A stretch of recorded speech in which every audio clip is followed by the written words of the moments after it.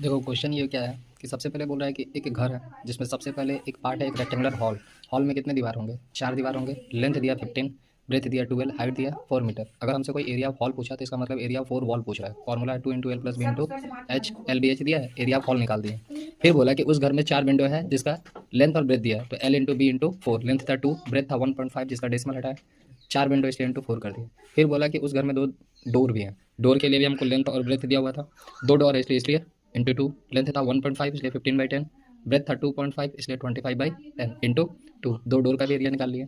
अब हमको ये सोचना है कि जब हम उस घर का वाइट वॉशिंग करेंगे तो क्या दरवाजा और खिड़की का वाइट वॉशिंग होता है? नहीं। तो हमको करना क्या है कि ये जो मेरा हॉल था, इस हॉल में दरवाजा खिड़की मिला हुआ है। अगर वाइट वॉशिंग का एरिया निकालना है तो पहले लिखेंगे area of white washing part of the hall. Hall का था 216, इसमें से 4 विंडो और 2 डोर का एरिया को माइनस कर देंगे तो फाइनल रिमेनिंग एरिया बचा 196.5 मीटर स्क्वायर।